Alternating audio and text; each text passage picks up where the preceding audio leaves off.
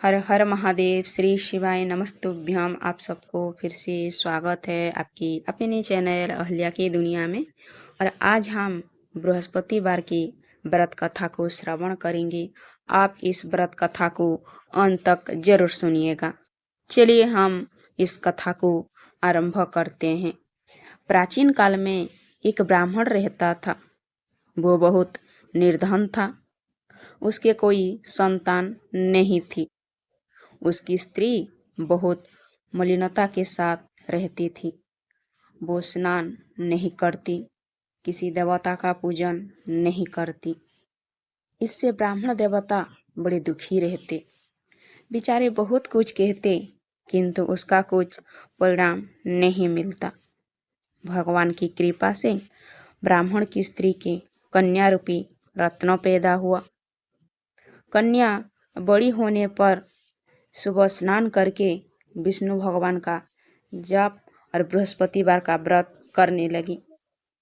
अपने पूजन पाठ को समाप्त करके विद्यालय जाती तो अपनी मुट्ठी में जौ भर के ले जाती और पाठशाला के मार्ग में डालती जाती। तब ये जो सोन के जो जाते लौटते समय उनको बीन कर घर ले आती थी।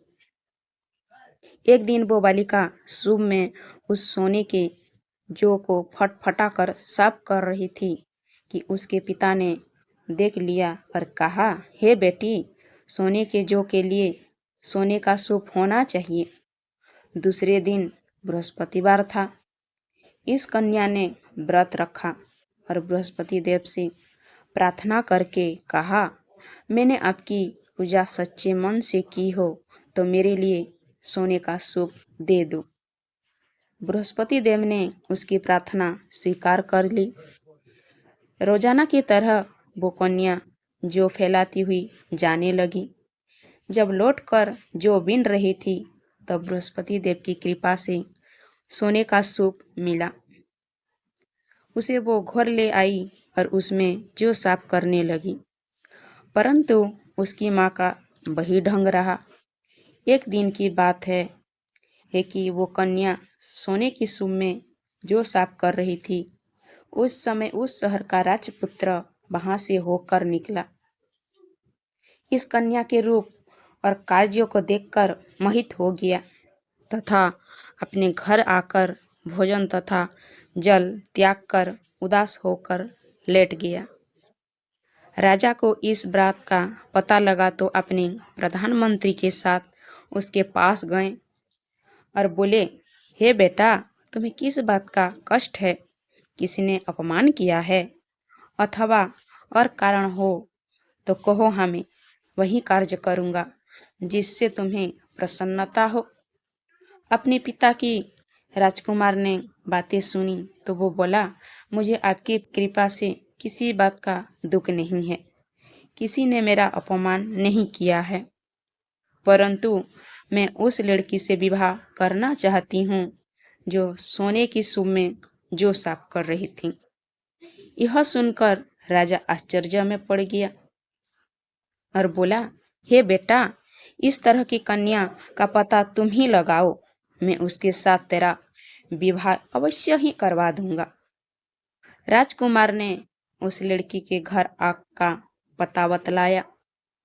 तब मंत्री उस लड़की के घर गए और ब्राह्मण देवता को सभी हाल बतलाया। ब्राह्मण देवता राजकुमार के साथ अपनी कन्या का विवाह करने के लिए तैयार हो गया तथा विधि विधान के अनुसार ब्राह्मण की कन्या का विवाह राजकुमार के साथ हो गया।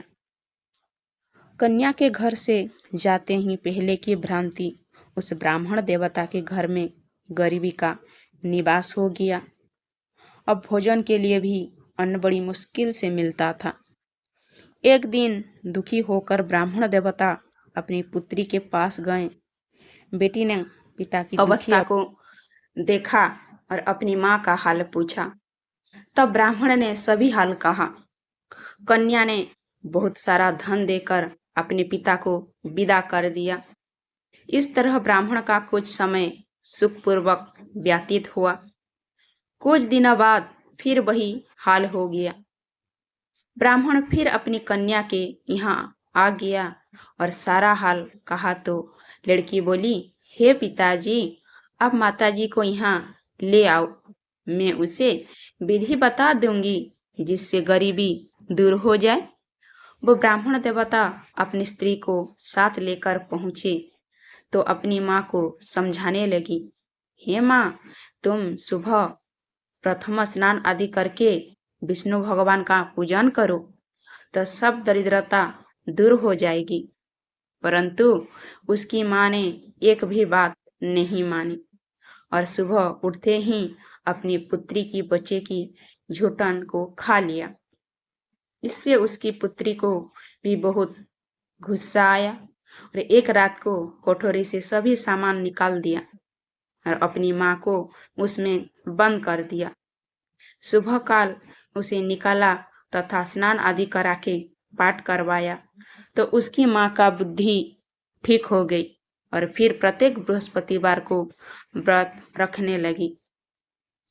इस व्रत के प्रभाव से उसके माँ बाप बहुत ही धनवान और पुत्रवान हो गए और बृहस्पति जी के प्रभाव से इस लोक को सुख भोग कर स्वर्ग को प्राप्त हुए।